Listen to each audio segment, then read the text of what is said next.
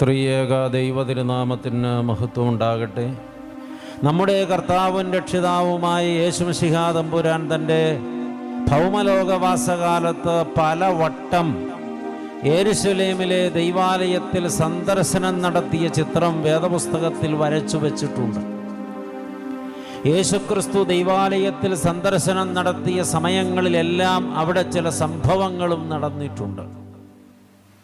ഏതൊക്കെ സന്ദർഭങ്ങളിലാണ് യേശു ദൈവാലയത്തിൽ ചെന്നത്, അപ്പോഴവിടെ എന്തൊക്കെയാണ് സംഭവിച്ചത് എന്ന് നാം അല്പമായി പരിശോധിക്കുകയാണ്. ഇങ്ങനെയൊരു പരിശോധന നടത്തുവാൻ ഉദ്ദേശിച്ചതിൻ്റെ പിന്നിൽ ഒരു കാരണമുണ്ട്. അക്കാരണം ഇതാണ്: യഥാർത്ഥ ദൈവാലയം ഞാനും നിങ്ങളുമാണ്. മനുഷ്യ കരസ്പർശനമേൽക്കാതെ, മനുഷ്യന്റെ പങ്കിടലോ ഇടപെടലോ കൂടാതെ, മനുഷ്യൻ അതിനുവേണ്ടി ചെറുവിരൽ പോലും അനക്കാതെ സർവശക്തനായ സ്വർഗത്തിലെ ദൈവം ഏകനായി നിർമ്മിച്ച ഒരു ദൈവാലയമുണ്ട്. മറ്റാർക്കും അതിൽ പങ്കാളിത്തമില്ല, മറ്റാരും അതിൽ ഇടപെട്ടിട്ടില്ല, മറ്റാരും അതിന് പണം മുടക്കിയിട്ടില്ല, മറ്റൊരാളുടെയും കൈ അതിൻ്റെ നിർമ്മിതിക്ക് വേണ്ടി നീട്ടപ്പെട്ടിട്ടില്ല, വേറൊരാളും അതിൻ്റെ പണിയിൽ ഒരർത്ഥത്തിലും പങ്കെടുത്തിട്ടില്ല. ദൈവം ഒറ്റയ്ക്ക് പണിത ഒരു ദൈവാലയം. ആ ദൈവാലയമാണ് ഞാനും നിങ്ങളും. ലോകത്തെ ഏറ്റവും മൂല്യമുള്ള ദൈവാലയം അത് തന്നെയാണ് പ്രിയപ്പെട്ടവരെ. മനുഷ്യനുണ്ടാക്കിയ ദൈവാലയത്തെക്കാൾ 1000 മടങ്ങ് 10,000 മടങ്ങ് ശ്രേഷ്ഠമാണ് ദൈവമുണ്ടാക്കിയ ദൈവാലയം. പക്ഷെ മനുഷ്യൻ ഇപ്പോഴും അത് മനസ്സിലാക്കിയിട്ടില്ല. മനുഷ്യനുണ്ടാക്കിയ ദൈവാലയങ്ങളിൽ മനുഷ്യൻ ഉപചാരപൂർവം അകത്തു വരികയും അശുദ്ധിയെല്ലാം പുറത്തു വയ്ക്കുകയും അകത്ത് പരിപാവനത സൂക്ഷിക്കുകയും അകത്ത് ആരാധനകൾ അർപ്പിക്കുകയും അകത്ത് ധൂപാർപ്പണങ്ങൾ നടത്തുകയും അകത്ത് ദൈവസ്തുതികൾ ഉച്ചരിക്കുകയും ചെയ്യുമ്പോൾ മനുഷ്യനിർമ്മിത ദൈവാലയത്തിന് കൊടുക്കുന്ന ബഹുമാനത്തിന്റെ 1000-ൽ 1 പങ്കെങ്കിലും ദൈവനിർമ്മിത ദൈവാലയത്തിന് കൊടുക്കുന്നതിൽ പരാജയപ്പെടുന്ന ഒരു തലമുറയാണ് ഇന്ന് ലോകത്തുള്ളത്. നമ്മളാകുന്ന ദൈവാലയങ്ങളെ പരിപാവനമായി പരിപാലിക്കുന്നതിൽ പരാജയപ്പെടുന്നില്ലേ നമ്മൾ? അവിടെയാണ് നമ്മുടെ ക്രൈസ്തവ ജീവിതവും ദൈവത്തിന് നമ്മെക്കുറിച്ചുള്ള പദ്ധതിയും നാം ചോദ്യം ചെയ്യുവാനിട വരുന്നത്. ദൈവത്തിന്റെ മാധുര്യമേറിയതും മാറ്റമില്ലാത്തതും ശക്തവും യുക്തവുമായ വചനത്തിന്റെ കീഴിലിരിക്കുമ്പോൾ അറിയേണ്ട മർമ്മം അതാണ്: ലോകത്തെ ഏറ്റവും മൂല്യവത്തായ ദൈവാലയം അത് ഞാനാണ്.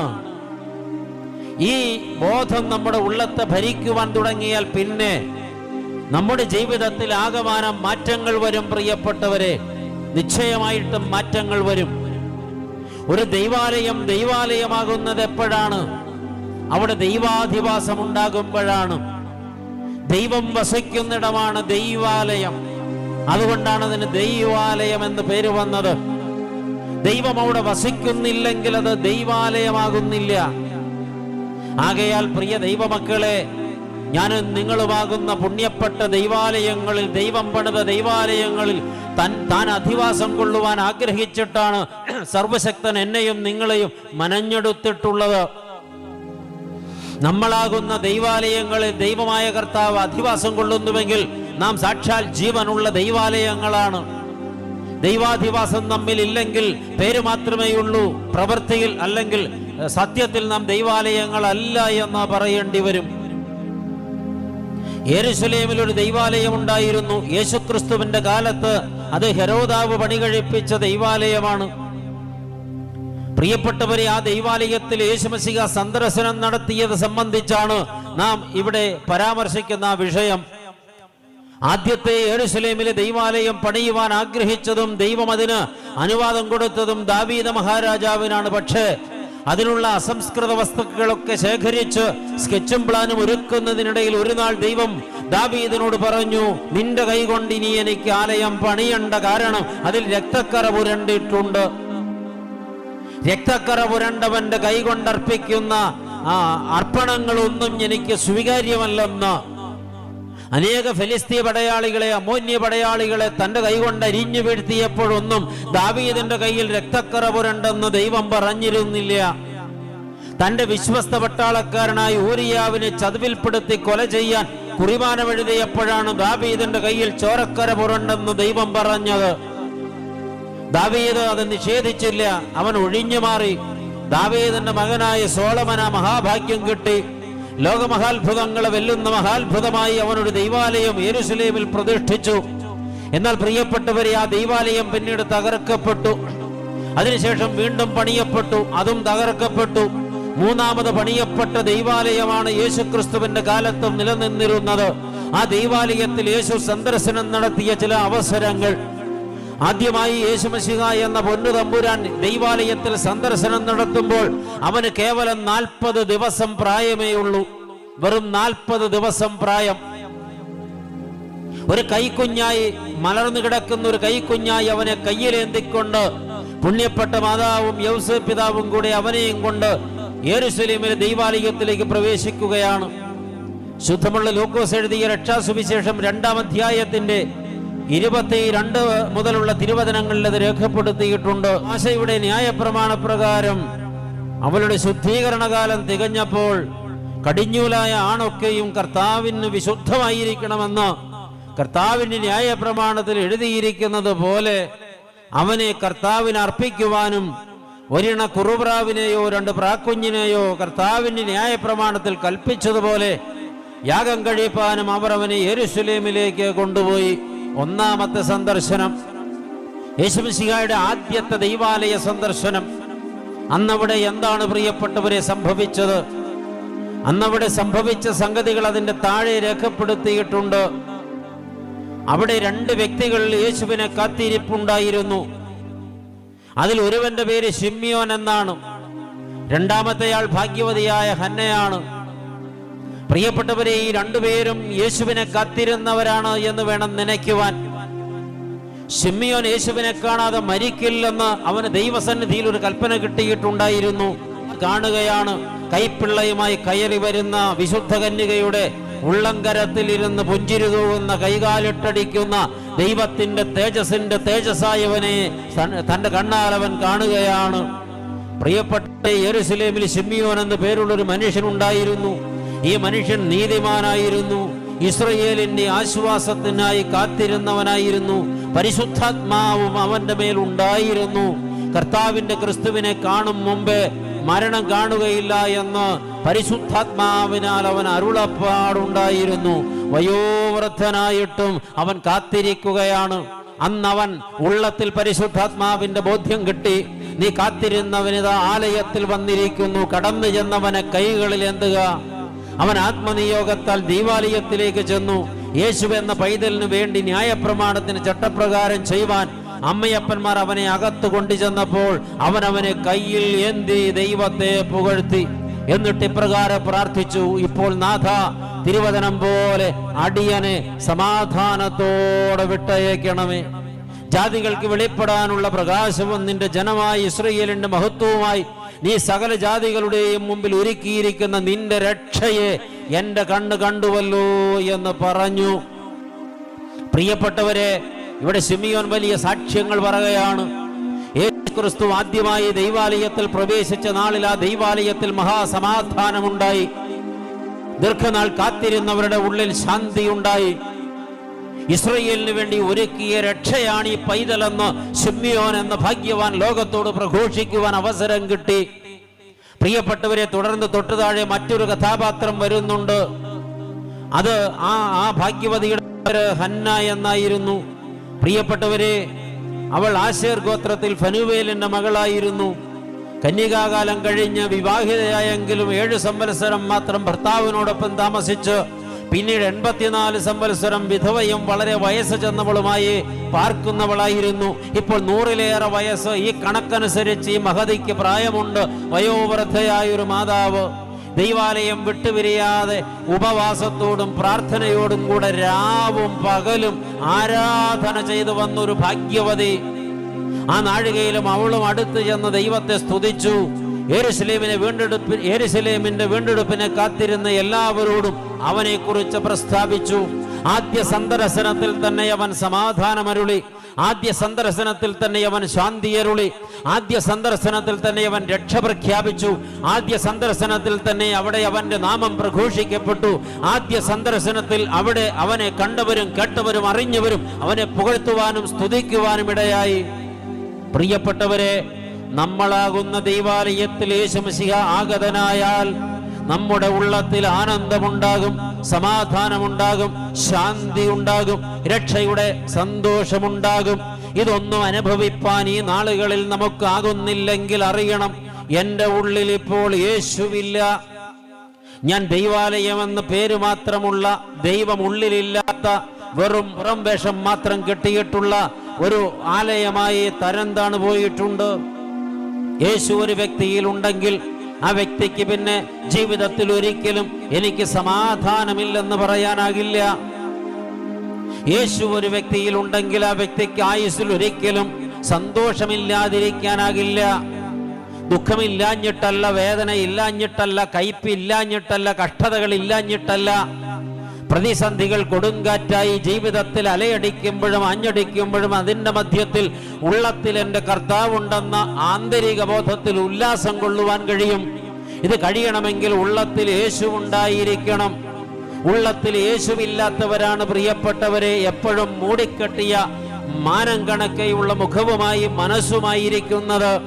പ്രത്യേകിച്ച് കാലഘട്ടം ഓർമ്മിപ്പിച്ചല്ലോ. കഴിഞ്ഞുപോയ ആണ്ടുകളിൽ ലോകം വിറങ്ങിലിച്ചു നിൽക്കുകയാണ്. COVID-19 എന്ന മാരകമായ വൈറസിന്റെ മുമ്പിൽ ഭീതിയെ വിതയ്ക്കുമ്പോൾ ദൈവമക്കൾ എന്തിനാണ് അസ്വസ്ഥരാകുന്നത്? ഉള്ളിൽ ക്രിസ്തു ഉണ്ടെങ്കിൽ ഈ ലോകത്തിന്റെ ഏത് വൈറസ് എന്നെ ബാധിച്ചാൽ എന്താ, എന്റെ പ്രാണൻ എടുക്കപ്പെട്ടാൽ എന്താ, ഞാൻ ഈ ലോകത്ത് ജീവിച്ചിരുന്നാലും ലോകം വിട്ട് പിരിഞ്ഞാലും എൻ്റെ പ്രിയൻ എന്നെ പിരിയാത്തതിനാൽ എനിക്ക് ആനന്ദമെന്ന് പറയാൻ ഉള്ളിൽ ക്രിസ്തു ഉള്ളവർക്ക് കഴിയും. കൊരിന്ത്യർക്കുള്ള 2-ാം ലേഖനം 5-ാം അധ്യായം പഠിക്കുമ്പോൾ അപ്പോസ്തലനായ പൗലോസ് പറയുന്നുണ്ട്, ഞാൻ ശരീരത്തിൽ ഇരുന്നാലും ശരീരം വിട്ടാലും എൻ്റെ കർത്താവിനെ പ്രസാദിപ്പിക്കുവാൻ അധികം ആഗ്രഹിക്കുന്നു, വിട്ടുപിരിഞ്ഞ കർത്താവിനോട് കൂടെ ഇരിപ്പാൻ ഞാൻ അധികം വാഞ്ചിക്കുന്നു എന്നിങ്ങനെ. ദൈവമക്കളെ, ഈ ഭൗമലോകത്ത് ശരീരത്തിൽ ഇരുന്നാലും ശരീരം വിട്ടാലും അപ്പോസ്തലന് ആനന്ദമാണ്. കാരണം അദ്ദേഹം കണ്ടത് ഈ ഭൗമലോക ജീവിതത്തിന്റെ ആനന്ദമല്ല, ക്രിസ്തുവിലുള്ള ജീവിതത്തിന്റെ ആനന്ദമാണ്. അത് ബോധ്യപ്പെടണമെങ്കിൽ ഉള്ളത്തിൽ ക്രിസ്തു ഉണ്ടാകണം. ഇന്ന് നമ്മിൽ അനേകരുടെ കുഴപ്പം എന്താണ്? ഉള്ളത്തിൽ ക്രിസ്തുവില്ല. നമ്മുടെ വേഷഭക്തി മാത്രമേ നമുക്കുള്ളൂ. ഉള്ളത്തിൽ ക്രിസ്തു ഉണ്ടെങ്കിൽ ഉല്ലാസമുണ്ടാകും പ്രിയപ്പെട്ടവരെ. ഞാൻ അങ്ങനെ ജീവിതത്തിൽ ചില മനുഷ്യരെ കണ്ടിട്ടുണ്ട്. ഒരിക്കൽ ഒരു മനുഷ്യനെ കണ്ടു. ആദ്യം കാണുമ്പോൾ ആ മനുഷ്യന്റെ 2 കാലുകളും മുറിച്ചു മാറ്റിയ നിലയിലാണ് ഞാൻ അയാളെ കാണുന്നത്. അയാൾ എന്നെ കണ്ടപ്പോൾ കുറെ കരഞ്ഞു, പരിഭവം പറഞ്ഞു, സങ്കടപ്പെട്ടു. എൻ്റെ അച്ഛാ, ഞാൻ മരിക്കാൻ വേണ്ടി പ്രാർത്ഥിക്കണം, ജീവിതം മടുത്തു, നടക്കാൻ വേണ്ടി എഴുന്നേറ്റ് മറ്റൊരാളുടെ സഹായം കൂടാതെ എനിക്കൊന്നും ചെയ്യാനാകില്ല. ഞാൻ ഇങ്ങനെ 2 കാലും നഷ്ടപ്പെട്ടവനായി കട്ടിലിൽ കിടക്കയാണ്. അയാളുടെ മുമ്പിൽ അങ്ങനെ നിൽക്കുമ്പോൾ ഉള്ളത്തിൽ ദൈവം തന്ന ബോധ്യത്താൽ അയാളെ അപ്പോൾ ശുശ്രൂഷിപ്പാൻ ദൈവം തന്ന ഒരു പ്രത്യേക ചിന്ത വച്ച് ഞാൻ അയാളുടെ പിന്നിലേക്ക് മാറിയിട്ട് ആ മനുഷ്യനോട് പറഞ്ഞു, എനിക്കിവിടെ ഇരിപ്പാൻ അല്പം ഇടം തരിക. അദ്ദേഹം പറഞ്ഞു, വേണ്ട, ഈ കട്ടിൽ മുഴുവൻ അഴുക്കാണ്, ഞാൻ അനേക വർഷങ്ങളായി കിടപ്പ് രോഗിയാണ്, അച്ഛന്റെ കുപ്പായം മുഴുവൻ അഴുക്ക് പുരളും, അച്ഛാ ഭയങ്കര വൃത്തികേടാണ്, വിയർപ്പും മെഴുപ്പും അഴുക്കും എല്ലാം കൂടെയാണ്, അച്ഛൻ ഇവിടെ ഇരിക്കരുത്. ഞാൻ പറഞ്ഞു, കുഴപ്പമില്ല, എന്റെ വീട്ടിൽ 2 വാഷിംഗ് മെഷീനുകളുണ്ട്, ഒന്ന് ജീവനുള്ളതും ഒന്നല്ലാത്തതും. ഏതെങ്കിലും ഒന്ന് ഈ കുപ്പായം വൃത്തിയായി കഴുകിക്കൊള്ളും. അതുകൊണ്ട് സഹോദരൻ ഇത്തിരി മാറിയാട്ടെ. ആ മനുഷ്യനത്തിൽ തള്ളി മാറ്റി ഞാൻ അയാളുടെ പിന്നിൽ ഇരുന്നപ്പോ അയാൾ അസ്വസ്ഥത പ്രകടിപ്പിച്ചെങ്കിലും ഞാൻ അവിടെ ഉറച്ചങ്ങ് ഇരുന്നിട്ട് പറഞ്ഞു, സ്നേഹിത, താങ്കൾ എന്റെ ചുമലിലേക്ക് ചാരുക. ആ മനുഷ്യൻ പറഞ്ഞു, വേണ്ട, എന്റെ പുറം മുഴുവനും എണ്ണവെഴുക്ക, അച്ഛന്റെ കുപ്പായം ചീത്തയാകും. ആദ്യം പറഞ്ഞല്ലോ, കുപ്പായം ചീത്തയാൽ കഴുകാൻ എനിക്ക് സംവിധാനമുണ്ട്, അതുകൊണ്ട് ചാരിയാട്ടെ. ബലമായി പിടിച്ച അയാളെ ഞാൻ എന്റെ മാറോടടുപ്പിച്ചു. ഞാൻ അയാളുടെ പിന്നിലാണ് ഇരിക്കുന്നത്. എന്നിട്ട് അയാളോട് പറഞ്ഞു, കൈകൾ ഉയർത്തുക, കൂട്ടിത്തിരുമുക, മുഖമൊന്ന് നന്നായിട്ട് തുടയ്ക്കുക. എന്നിട്ട് അയാൾ ഇങ്ങനെ ഇരിക്കുമ്പോൾ ഞാനൊന്ന് ചോദിച്ചു അയാളോട്, ഇപ്പോഴെന്ത് തോന്നുന്നു? ഒരു ദീർഘനിശ്വാസം വിട്ടിട്ട് അയാൾ പറഞ്ഞു, അച്ചു, വലിയൊരു ആശ്വാസം, വലിയൊരു സമാധാനം, എനിക്ക് ആരൊക്കെയോ ഉണ്ട്, ഞാൻ ഒറ്റയ്ക്കല്ലെന്നൊരു തോന്നൽ. സത്യമാണത് സ്നേഹിത. പിറകിലിരിക്കുന്നത് ഇപ്പോൾ അച്ഛനാണ്. അച്ഛൻ ഈ കട്ടിൽ വിട്ട് അല്പനേരം കഴിഞ്ഞു പോകും. പക്ഷെ പിറകിലിരിക്കുന്നത് കർത്താവാണെന്ന സത്യം മറക്കരുത്. അവൻ ഈ കട്ടിൽ വിട്ട് ഒരിക്കലും പോകില്ല. സ്നേഹിത, താങ്കൾക്കറിയുമോ, കർത്താവിനൊരു പ്രത്യേക സ്വഭാവമുണ്ട്. ആരോഗ്യമുള്ള കാലത്ത് ഏതൊരാളും കർത്താവിനെ താൻ ഇരിക്കുന്നിടത്ത് വന്ന് കാണട്ടെ. എന്നാൽ ഏതെങ്കിലും ഒരു വ്യക്തിക്ക് ആരോഗ്യം നഷ്ടപ്പെട്ടു പോകുന്ന കാലത്ത് അവരിയ്ക്കുന്നിടത്ത് അവരെ ചെന്ന് കാണുന്നവനാണ് കർത്താവ്. ഹല്ലേലൂയ. അതിപ്പോഴും അങ്ങനെ തന്നെയാണ്. കർത്താവിന്റെ നിലപാട് അത് തന്നെയാണ്. നിങ്ങൾക്ക് ആരോഗ്യമുള്ള കാലം നിങ്ങൾ കർത്താവ് പറയുന്നിടത്ത് ചെന്ന് അവനെ സന്ദർശിക്കണം, അവനെ കാണണം, അവനെ ആരാധിക്കണം. എന്നാൽ നിങ്ങൾക്ക് ആരോഗ്യം ചോർന്നു പോയാൽ, നിങ്ങൾ രോഗിയായാൽ, നിങ്ങൾ രോഗശയ്യയിലായാൽ, നിങ്ങൾ ബലഹീനരായാൽ, അംഗഭംഗം വന്നാൽ പിന്നെ തമ്പുരാൻ നിങ്ങളെ വരാൻ നിർബന്ധിക്കില്ല.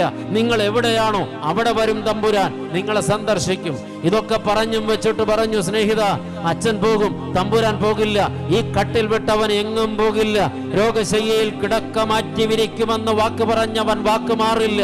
അവൻ ഉണ്ടാകും ഇവിടെ. അതുകൊണ്ട് ഇനി എന്റെ സ്നേഹിതനായി ഒരിക്കലും കരയരുത്, പരിഭവം ആരോടും പറയരുത്. ആ മനുഷ്യൻ എന്നോട് പറഞ്ഞു, അച്ഛാ എന്നോട് ക്ഷമിക്കണം, ഞാൻ അത്ര കടന്ന് ചിന്തിച്ചില്ല. ഇപ്പോഴെനിക്ക് മനസ്സിലായി, എന്റെ പൊന്നു തമ്പുരാൻ ഈ കട്ടിലുണ്ട്. ഇനി ആയുസ്സിൽ ഒരിക്കലും ഞാൻ കരയില്ല, കരഞ്ഞുകൊണ്ട് എന്നെ ആരും കാണില്ല. ഇനി ഒരിക്കലും ഞാൻ പരാതി പറയില്ല, എനിക്കിനി പരാതികളുമില്ല.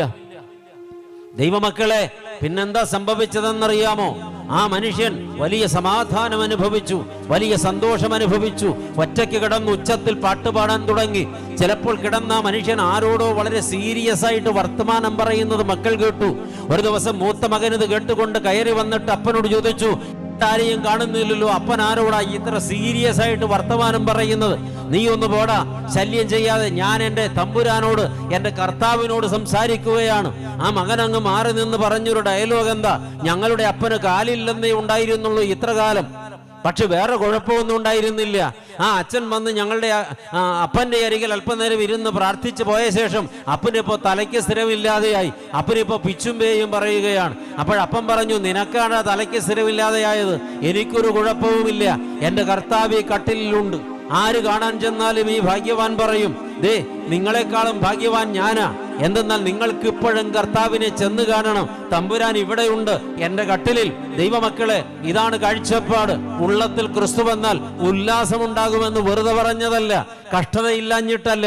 അപ്പോഴും ആ മനുഷ്യന്റെ ഉള്ളിൽ ക്രിസ്തു ഉള്ളത് കൊണ്ട് അയാൾ ആനന്ദവാനാണ്. ഏതാണ്ട് 1.5 വർഷങ്ങൾക്ക് ശേഷം വീണ്ടും ആ മനുഷ്യനെ ഞാൻ ആ വീട്ടിൽ പോയി കണ്ടു. അപ്പോഴാ മനുഷ്യൻ വീണ്ടും അയാളുടെ ഒരു കൂടെ മുറിച്ചു മാറ്റി എന്നറിഞ്ഞാണ് ഞാൻ അയാളെ കാണുവാൻ ചെല്ലുന്നത്. അപ്പോൾ അയാൾ വീണ്ടും അലമുറയിട്ട് കരയുമെന്നാണ് ഞാൻ വിചാരിച്ചത്. പക്ഷെ എന്നെ കണ്ടപാടെ ആ മനുഷ്യൻ ആ കട്ടിലിൽ കിടന്നുകൊണ്ട് ഹല്ലേലൂയ എന്നൊരു 10 പ്രാവശ്യം ഉച്ചത്തിൽ വിളിച്ചു. ഞാൻ ആ മനുഷ്യന്റെ മുമ്പിൽ ചെന്ന് നിന്നപ്പോ സൂര്യനെ പോലെ ശോഭിക്കുന്ന മുഖത്തോടെ ആ മനുഷ്യൻ എന്നെ നോക്കി പറഞ്ഞു, അച്ഛാ, എൻ്റെ ഒരു കൈ കൂടെ നഷ്ടപ്പെട്ടു, ഇപ്പോഴെനിക്ക് ഒരു കൈ മാത്രമേ ബാക്കിയുള്ളൂ. ഈ കൈ ഒന്ന് പോയത് കൊണ്ട് എൻ്റെ സന്തോഷത്തിന് ചോർച്ചയൊന്നും വന്നിട്ടില്ല. ഞാനിപ്പോഴും തികഞ്ഞ ഉല്ലാസവാനാണ്. കർത്താവ് എൻ്റെ അരികിലുണ്ടച്ചാ. എനിക്ക് ഒരു കാര്യം കൂടെ പറയാനുണ്ട്. ഈ ഒരു കൈ കൂടെ പോയാൽ എന്നെ കാണാൻ എന്ത് രസമായിരിക്കും അച്ഛാ, ഒരു ഭരണി പോലെ ഇരിക്കും ഞാൻ. പിന്നെ എൻ്റെ കാര്യത്തിൽ ഒരു ലാഭമുണ്ടച്ചാ, എല്ലാവരെയും അടക്കാൻ ഒരു മുഴുവൻ ശവപ്പെട്ടി വേണം, എനിക്ക് അരപ്പെട്ടി മതി, ചെറിയ കുഴിയും വെട്ടിയാൽ മതി, ഞാനൊരു ഭാഗ്യവാനാണെന്ന് പറഞ്ഞു അവിടെ കിടന്ന മനുഷ്യൻ പൊട്ടിച്ചിരിച്ചപ്പോ അന്ന് കരഞ്ഞത് അയാളല്ല, അയാളെ അങ്ങനെ ധൈര്യപ്പെടുത്തിയ ഞാനാണ്. കണ്ണു നിറഞ്ഞത് തുളുമ്പാതെ പുറംതിരിഞ്ഞ് നിന്നപ്പോൾ ആ മനുഷ്യൻ എന്നോട് ചോദിച്ചു, അച്ഛനെന്താ എനിക്ക് പുറംതിരിഞ്ഞു നിൽക്കുന്നത്? കൈലേസെടുത്ത് കണ്ണു പൊത്തിയിട്ട് ഞാൻ അയാളുടെ നേരെ തിരിഞ്ഞപ്പോൾ അയാൾ എന്നോട് ചോദിച്ചു, കണ്ണു കലങ്ങിയതെന്താ? അച്ഛൻ എന്തിനാ കരയുന്നത്? ഞാനിവിടെ സന്തോഷവാനാണ്, കാരണം എൻ്റെ കൂടെ യേശുവുണ്ട്. ഹല്ലേലൂയ. ജീവിതത്തിൽ യേശുവുണ്ടെങ്കിൽ, ഉള്ളത്തിൽ യേശുവുണ്ടെങ്കിൽ നെടുവീർപ്പുകൾക്കിടമില്ല, പരാതികൾക്കിടമില്ല, ആശ്വാസത്തിന് അവിടെ യാതൊരു ബുദ്ധിമുട്ടുമില്ല. വലിയ സമാധാനം അവരുടെ ഉള്ളത്തിലുണ്ടാകും, പരമാനന്ദം അവരനുഭവിക്കും. ഞാനാകുന്ന ദൈവാലയത്തിൽ യേശുവുണ്ടോ എന്ന് അവരവരുടെ ആത്മാക്കളോട് ആരായണം മക്കളെ. ഉള്ളത്തിൽ യേശുവുണ്ടെങ്കിൽ അതിൻ്റെ തെളിവ് ഇപ്പോൾ പറഞ്ഞതാണ്. ഉല്ലാസത്തിന് കുറവില്ല, സമാധാനത്തിന് കുറവില്ല, ആശ്വാസത്തിന് കുറവില്ല, രക്ഷയുടെ ആനന്ദത്തിനും സന്തോഷത്തിനും കുറവില്ല. ഇതൊക്കെ അനുഭവിപ്പാൻ ഇത് കേട്ടുകൊണ്ടിരിക്കുന്ന ആർക്കെങ്കിലും ആകുന്നില്ലെങ്കിൽ, നിശ്ചയം കുഞ്ഞെ, നിനിയാകുന്ന ദൈവാലയത്തിൽ ഇപ്പോൾ ദൈവാധിവാസമില്ല, അത് ശൂന്യമായി കിടക്കുകയാണ്.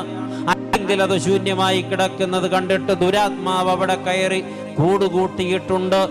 അങ്ങനെ ചിലരുടെ ഉള്ളത്തിൽ ദുരാത്മാവ് കൂടുകൂട്ടിയത് കൊണ്ടാണ് അവർ നിരന്തരം കലഹപ്രിയരായിരിക്കുന്നത്, അവർ നിരന്തരം വഴക്കാളികളായിരിക്കുന്നത്, അവർ അസൂയക്കാരായിരിക്കുന്നത്, അവർ നിഗളികളോ മത്സരികളോ ആയിരിക്കുന്നത്, അവർ സമൂഹത്തിൽ പ്രശ്നമുണ്ടാക്കുന്നവരായിരിക്കുന്നത്. നമ്മുടെ ഗതി എന്താണ്? നമ്മുടെ അവസ്ഥ എന്താണ്? ആമേൻ. ഞാനാകുന്ന ദൈവാലയത്തിൽ യേശുവുണ്ടോ? ഉണ്ടെങ്കിൽ എൻ്റെ ജീവിതത്തിൽ ഉല്ലാസമുണ്ടാകണമല്ലോ, സമാധാനമുണ്ടാകണമല്ലോ, സന്തോഷമുണ്ടായി പ്രത്യാശയുണ്ടാകണമല്ലോ, ശാന്തി ഉണ്ടാകണമല്ലോ. ഇതൊന്നുമില്ലേ? ഇല്ലെങ്കിൽ കുഞ്ഞെ അപകടമാണ്. നിന്റെ ഉള്ളിൽ യേശു ഇല്ലെന്ന് നീ അറിയുക. നീ ദൈവാലയത്തിന്റെ വാതിൽ മലർക്ക തുറന്നിട്ടിട്ട് ഇന്ന് മാടി വിളിക്കുക, തമ്പുരാനെ, രക്ഷിതാവേ, ആശ്വാസദായക, എൻ്റെ ആനന്ദപ്രദായകന്, എന്നിൽ വന്ന് നിറയണമേ എന്ന്. ആമേൻ. യേശു ആരിലും നിന്നും ഇറങ്ങിപ്പോകുന്നില്ല, ഇറക്കി വിട്ടാലല്ലാതെ. ആമേൻ. അവൻ നമ്മുടെ ഉള്ളത്തിൽ വസിപ്പാൻ ഇഷ്ടപ്പെടുന്നവനാണ്. അതുകൊണ്ട് അവൻ ഉള്ളത്തിൽ ഉണ്ടെന്ന് ഉറപ്പുവരുത്തുക. രണ്ടാമത് യേശു മശിഹ ദൈവാലയത്തിൽ പോയ സംഭവം, അത് ലൂക്കോസ് എഴുതിയ രക്ഷാസുവിശേഷം 2-ാം അധ്യായത്തിൽ തന്നെ രേഖപ്പെടുത്തിയിട്ടുണ്ട്. 41 മുതലുള്ള തിരുവചനങ്ങളിൽ അവൻ്റെ അമ്മയപ്പന്മാർ ആണ്ടുതോറും പെസഹ പെരുന്നാളിന് യെരുശലേമിലേക്ക് പോകും. അവന് 12 വയസ്സായപ്പോൾ അവർ പതിവ് പോലെ പെരുന്നാളിന് പോയി. പെരുന്നാൾ കഴിഞ്ഞ് മടങ്ങിപ്പോരുമ്പോൾ ബാലനായി യേശു യെരുശലേമിൽ താമസിച്ചു. അമ്മയപ്പന്മാരോ അറിഞ്ഞില്ല. രണ്ടാമത്തെ സന്ദർശനം 12 വയസ്സ് പ്രായമുള്ളപ്പോഴാണ്. പ്രിയപ്പെട്ടവരെ, അന്നവൻ ദൈവാലയത്തിൽ താമസിച്ചു എന്നാണ് പറയുന്നത്. ദൈവാലയത്തിൽ താമസിച്ച യേശു മടക്കയാത്രയിൽ കൂടെയുണ്ടാകുമെന്ന് മാതാപിതാക്കൾ വിചാരിച്ചു. രണ്ടുപേരും അങ്ങനെ വിചാരിച്ച് മടങ്ങി. യഹൂദന്മാരുടെ യാത്രാമുറയനുസരിച്ച് ഭാര്യാഭർത്താക്കന്മാരാണെങ്കിലും സ്ത്രീ പുരുഷന്മാർ ഒരുമിച്ച് സഞ്ചരിക്കാൻ പാടില്ല. കൂട്ടമായി പോകുമ്പോൾ അതിന് അനുവാദമില്ല. സ്ത്രീകൾ ഒരു കൂട്ടമായി പോകുന്നു, പുരുഷന്മാർ മറ്റൊരു കൂട്ടമായി പോകുന്നു.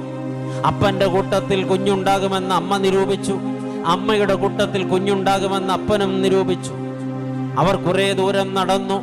വിശ്രമസ്ഥലത്തെത്തിയപ്പോൾ തമ്മിൽ കണ്ടപ്പോഴാദ്യം ചോദിച്ചത് കുഞ്ഞെവിടെ എന്നാണ്. കണ്ടില്ല. അവിടുത്തെ കൂടെ ഉണ്ടാകുമെന്ന് ഞാൻ വിചാരിച്ചു എന്ന് യോസേഫ് പിതാവ്, അങ്ങയുടെ കൂടെ കാണുമെന്ന് ഞാൻ വിചാരിച്ചു എന്ന് മാതാവ്. രണ്ടുപേരും അസ്വസ്ഥരായി, ആശങ്കാകുലരായി. അവിടെ വെച്ചൊരു കുഞ്ഞിനെയൊക്കെ നഷ്ടപ്പെട്ടാൽ ആയുസ്സിൽ പിന്നെ ആ കുഞ്ഞിനെ കണ്ടെത്താൻ കഴിയില്ല.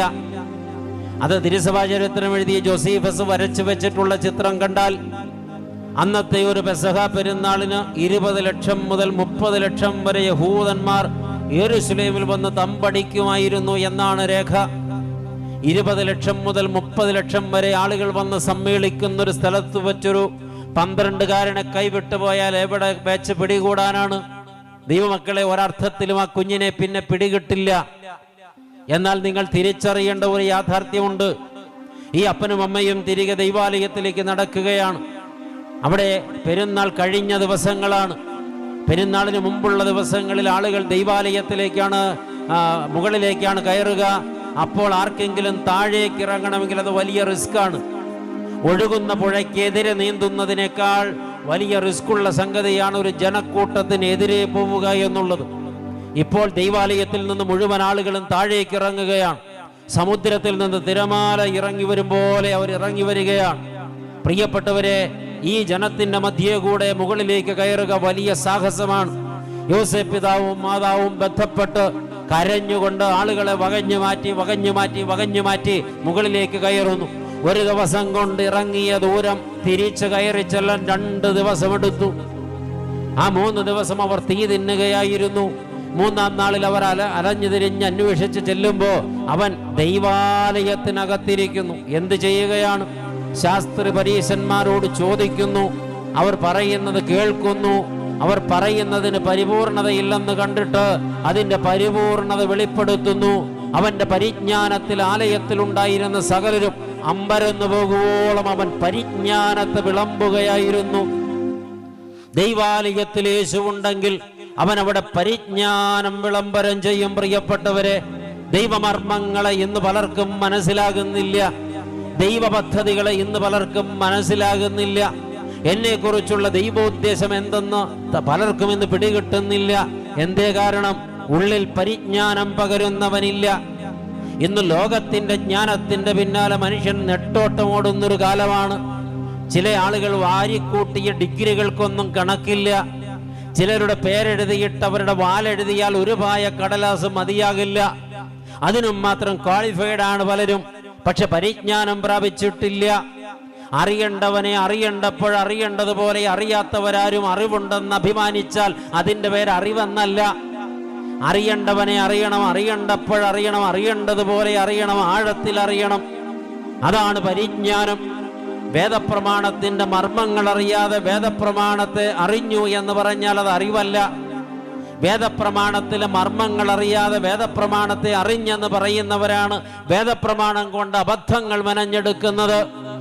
ചിലരൊക്കെ ചോദിക്കുന്നൊരു ചോദ്യമുണ്ടല്ലോ, ഇവിടെ ഇരിക്കുന്നവരും ചോദിച്ചിട്ടുണ്ടാകാം. കർത്താവായ യേശുക്രിസ്തു സാക്ഷാൽ ദൈവം തമ്പുരാൻ കാനാവിൽ വെച്ച് കള്ളുണ്ടാക്കി കൊടുത്തില്ലേ? അത് വിളമ്പുവാൻ കൽപ്പിച്ചില്ലേ? അതുകൊണ്ടല്ലേ ഞാനും അതനുസരിച്ച് കള്ളു കുടിക്കുന്നത്? അതുകൊണ്ട് ഞാൻ ചെയ്യുന്നത് എങ്ങനെയാണ് തെറ്റാകുന്നത്? തെറ്റാകുന്നില്ലെന്ന് മാത്രമല്ല, ഞാൻ ചെയ്യുന്നതാണ് ശരി. കാരണം ഞാൻ ഇപ്പോഴാണ് കർത്താവ് ചെയ്തതിനോട് പങ്കാളിയായി തീരുന്നതെന്ന് ഒരു മദ്യപാനി വ്യാഖ്യാനിച്ചാൽ ശരിയല്ലേ അയാൾ പറയുന്നതെന്ന് കേൾക്കുന്നവർക്കും തോന്നിയാൽ രണ്ടു കൂട്ടരുടെയും കുഴപ്പം എന്താണ്? അവർ പരിജ്ഞാനം പ്രാപിച്ചിട്ടില്ല. ദൈവം അവിടെ ആ പ്രവൃത്തി ചെയ്തതിന്റെ ഉദ്ദേശം എന്താണെന്ന് മനസ്സിലാക്കാതെ കള്ളുകുടിക്കാൻ ലൈസൻസ് കൊടുക്കാനാണ് കർത്താവ് വെള്ളം വീഞ്ഞാക്കിയതെന്ന് വ്യാഖ്യാനിക്കുന്നവർ പരിജ്ഞാനം പ്രാപിച്ചവരല്ല. അവിടെ എന്താ പ്രിയപ്പെട്ടവരെ സംഭവിച്ചത്? പച്ചവെള്ളം അതിൽ തന്നെ നിർജീവമാണ്, അതിന് ജീവനില്ല. എന്നാൽ വീഞ്ഞ് അതിൽ തന്നെ സജീവമാണ്, അതിന് ജീവനുണ്ട്. ജീവനില്ലാത്ത പച്ചവെള്ളത്തെ ജീവനുള്ള വീഞ്ഞായി രൂപാന്തരപ്പെടുത്തിക്കൊണ്ട് ജീവനില്ലാത്തതിന് ജീവൻ കൊടുക്കുന്ന ജീവദാതാവായ ദൈവമാണ് താനെന്ന് ആദ്യത്തെ അടയാളമായി ലോകത്തിനു മുമ്പിൽ തമ്പുരാൻ വിളംബരം ചെയ്തപ്പോൾ അതിനെ കള്ളുകുടിക്കാനുള്ള ലൈസൻസായി തരം താഴ്ത്തി വ്യാഖ്യാനിക്കുന്നവർക്ക് പരിജ്ഞാനമൊട്ടും പ്രാപിക്കാനിട വന്നിട്ടില്ല. പരിജ്ഞാനം പ്രാപിക്കാത്തവർ ദൈവവചനം വ്യാഖ്യാനിച്ചാൽ അബദ്ധങ്ങളാണ് അവർ വ്യാഖ്യാനിച്ചു കൊണ്ടുവരിക. ഇതൊരൊറ്റ സംഭവം മാത്രമാണ് പറഞ്ഞു വെച്ചത്. ദൈവമക്കളെ തിരിച്ചറിയേണ്ട പാഠമാണത്. പരിജ്ഞാനം അറിയണമെങ്കിൽ ദൈവത്തെ അറിയണം. അതാണ് യഥാർത്ഥ പരിജ്ഞാനം. ദൈവത്തെ അറിഞ്ഞവരൊക്കെ പരിജ്ഞാനം പ്രാപിച്ചവരാണ്. മറ്റുള്ളതൊക്കെ അറിവുകളാണ്. അറിവും പരിജ്ഞാനവും തമ്മിൽ അന്തരമുണ്ട്.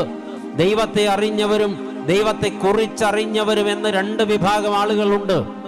ദൈവത്തെ അറിഞ്ഞവരും ദൈവത്തെ കുറിച്ചറിഞ്ഞവരും തമ്മിൽ ഒരുപാട് വ്യത്യാസമുണ്ട്. ദൈവത്തെ കുറിച്ചറിഞ്ഞവർ ഒരിക്കലും ദൈവത്തെ ആരാധിക്കുന്നില്ല. ദൈവത്തെ അറിഞ്ഞവരാണ് ദൈവത്തെ ആരാധിക്കുന്നത്. ദൈവത്തെ കുറിച്ചറിഞ്ഞവർ ദൈവ മുമ്പിൽ വെറും യാചകർ മാത്രമാണ്. ദൈവത്തെ അറിഞ്ഞവർ ദൈവത്തോട് ഒരിക്കലും ഒന്നും യാചിക്കുന്നില്ല. അവർ ദൈവ മുമ്പിൽ ആരാധകരാണ്. അതാണ് ഈ രണ്ടു കൂട്ടരും തമ്മിലുള്ള വ്യത്യാസം.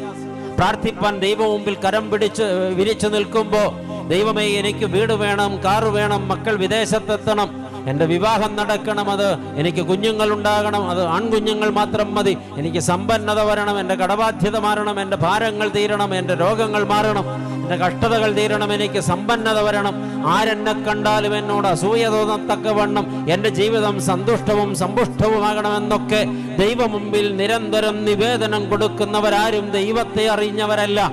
അവരൊക്കെ ദൈവത്തെ കുറിച്ച് മാത്രം അറിഞ്ഞവരാണ്.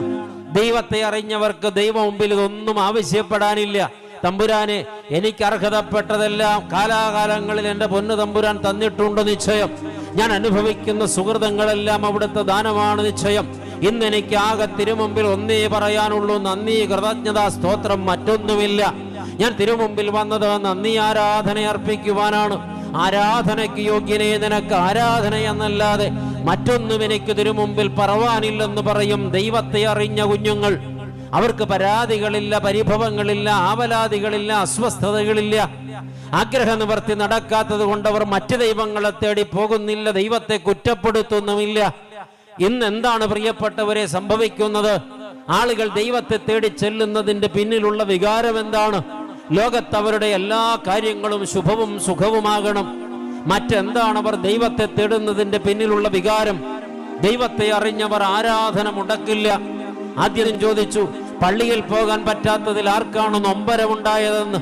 ദൈവത്തെ അറിഞ്ഞവർക്ക് നൊമ്പരമുണ്ടായി. ആരാധന നടത്താൻ പറ്റാത്തതിൽ അവർ വെപ്രാളപ്പെട്ടു. ദൈവാലയം തുറന്നു എന്നറിഞ്ഞപ്പോൾ അവർ ഓടി ദൈവാലയത്തിലേക്ക് ചെന്നു.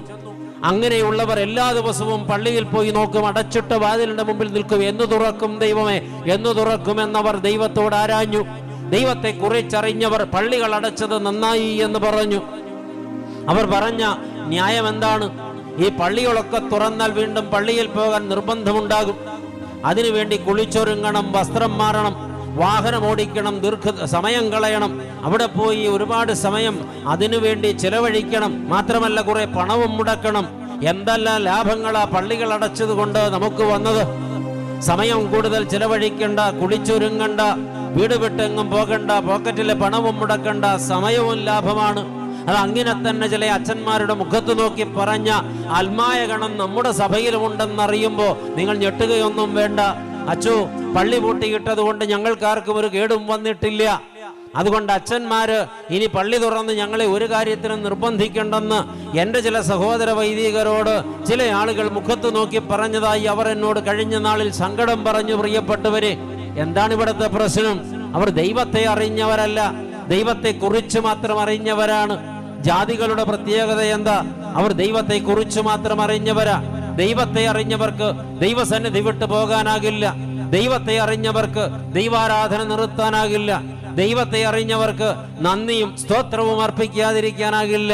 ദൈവത്തെ കുറിച്ചറിഞ്ഞവർ ദൈവ മുമ്പിൽ വെറും യാചകർ മാത്രമാണ്, ആരാധകരല്ല. ദൈവത്തെ അറിഞ്ഞവർ യാചകരല്ല, ആരാധകരാണ്. ഇവിടെയാണ് പ്രിയപ്പെട്ടവരെ പരിജ്ഞാനം എന്നതിന്റെ പൊരുളറിയേണ്ടത്. ഞാനും നിങ്ങളും ദൈവീക പരിജ്ഞാനത്തിൽ നിറയണമെങ്കിൽ ഞാനും നിങ്ങളുമാകുന്ന ദൈവാലയത്തിൽ യേശു വരണം. എവിടെയാണ് നമ്മുടെ ഇപ്പോഴത്തെ നിൽപ്പ്? പരിജ്ഞാനം പ്രാപിച്ചവരായിട്ടാണോ അതോ യേശുവിനെ കുറിച്ച് മാത്രം അറിഞ്ഞവരായിട്ടാണോ? അത് നമ്മുടെ നിലപാടുകളിൽ അറിയാം, നമ്മുടെ പ്രാർത്ഥനകളിലും അറിയാം. പ്രിയപ്പെട്ടവരെ, നമ്മുടെ പ്രാർത്ഥനകൾ മുഴുവൻ അനുഗ്രഹിക്കണമേ അനുഗ്രഹിക്കണമേ എന്ന വചനം കൊണ്ട് കുത്തി നിറച്ചിരിക്കുകയാണ് നമ്മൾ. പിതാക്കന്മാർ എഴുതിയ പ്രാർത്ഥനകളെ കുറിച്ചല്ല പറയുന്നത്, നമ്മൾ സ്വയം പ്രാർത്ഥിക്കുന്ന പ്രാർത്ഥനകളെക്കുറിച്ച്. അവിടെ ആരാധനയും സ്തുതിയും ഒക്കെ വളരെ കുറവാണ്.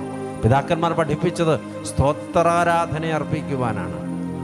സ്തുതിയും സ്തോത്രവും പ്രാഭവും പുകഴ്ചയും മാഞ്ഞു പോകാതെ നിത്യം കരയേറ്റുവാനാണ് പിതാക്കന്മാർ നമ്മളെ പഠിപ്പിച്ചത്. ഹല്ലേലൂയ സ്തോത്രങ്ങൾ കൊണ്ട് മുഖരിതമാണ് പരിശുദ്ധ സുറിയാനി സഭയുടെ ആരാധന ക്രമങ്ങൾ മുഴുവൻ.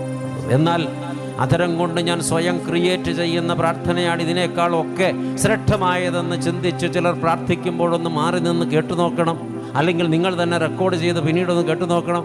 എന്നെ അനുഗ്രഹിക്കണമേ, എൻ്റെ കുടുംബത്തെ അനുഗ്രഹിക്കണമേ, ഭർത്താവിനെ അനുഗ്രഹിക്കണമേ, ഭാര്യയെ അനുഗ്രഹിക്കണമേ, മാതാപിതാക്കളെ അനുഗ്രഹിക്കണമേ, മക്കളെ അനുഗ്രഹിക്കണമേ, കൃഷിയെ അനുഗ്രഹിക്കണമേ, കന്നുകാലികളെ അനുഗ്രഹിക്കണമേ, ബിസിനസ്സിനെ അനുഗ്രഹിക്കണമേ, വിദേശത്ത് പോകാൻ അനുഗ്രഹിക്കണമേ. ഈ ഒരു ചിന്ത മാത്രം.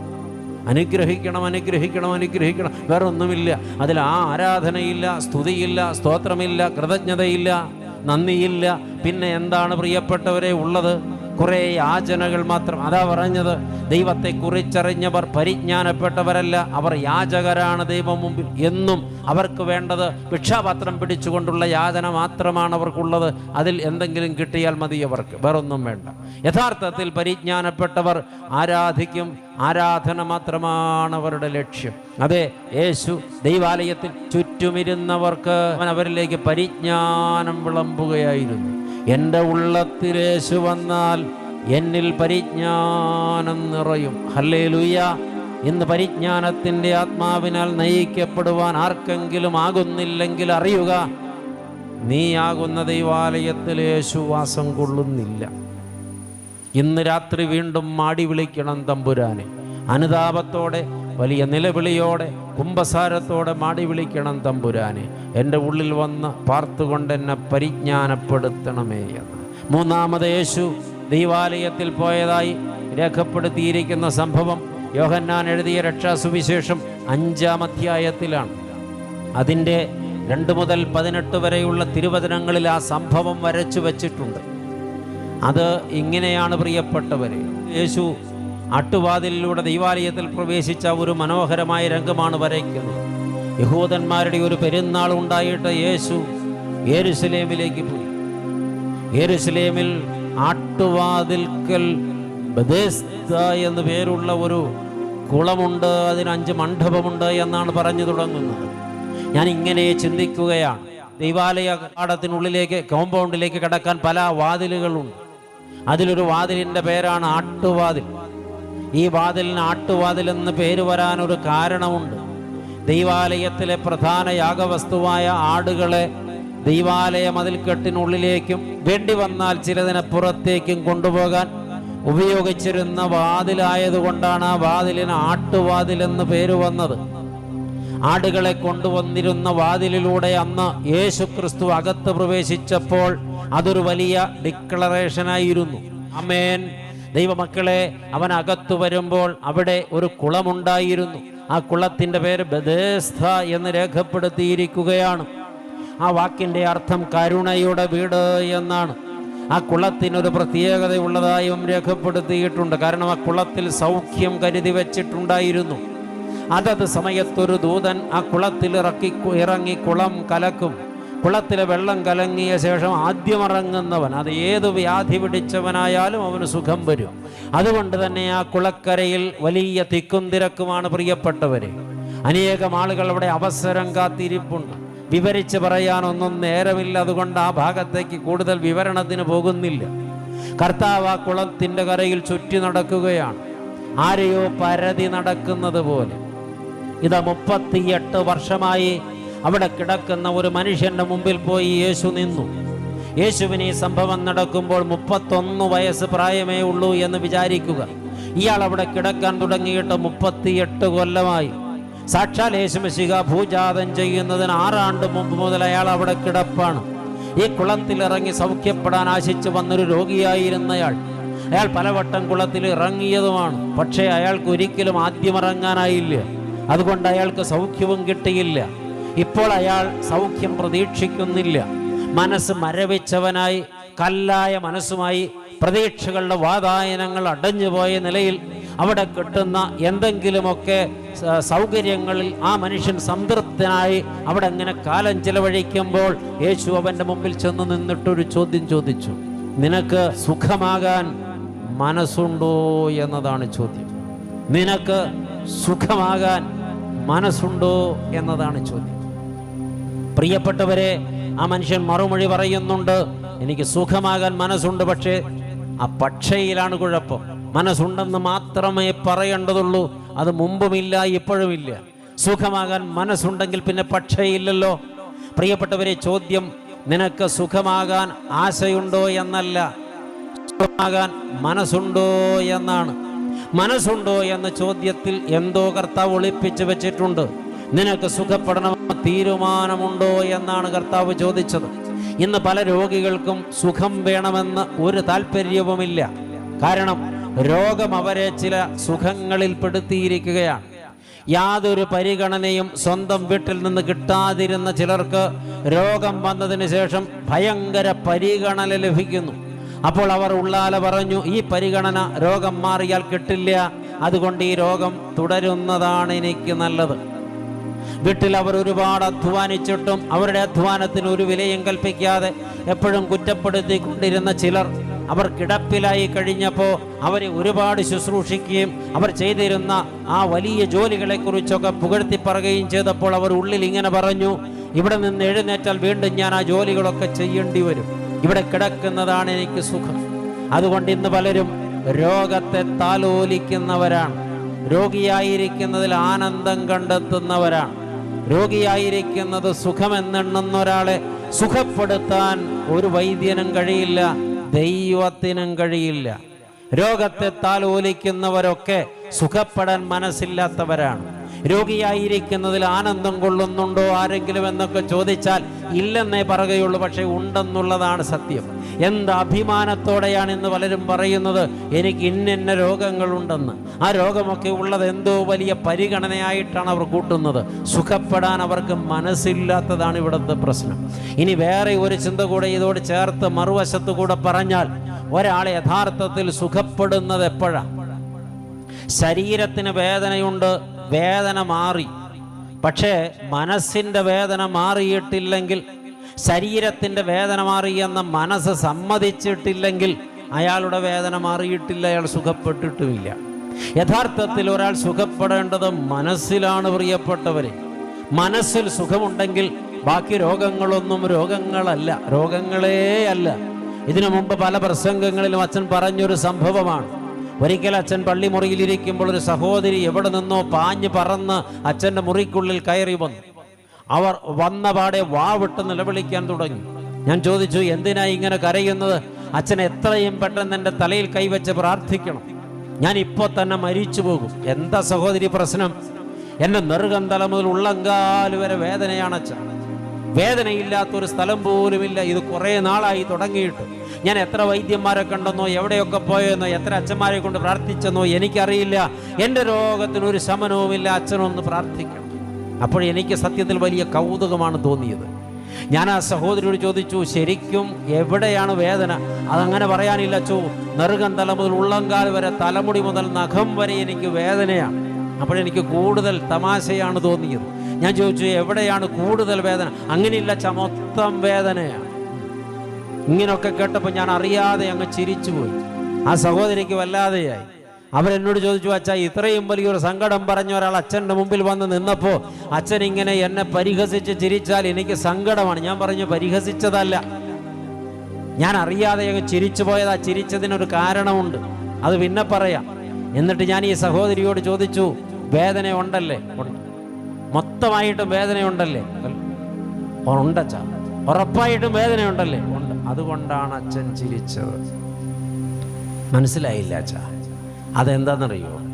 ഒരു മനുഷ്യൻ്റെ ശരീരത്തിൽ വേദനയുണ്ട് എന്ന് വെച്ചാൽ അതൊരു പോസിറ്റീവ് സിംറ്റമാണ്.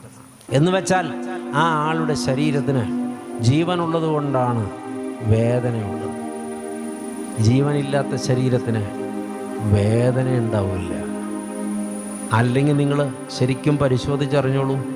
ചിലരുടെ കാല് തളർന്നു പോയിട്ടുണ്ട്.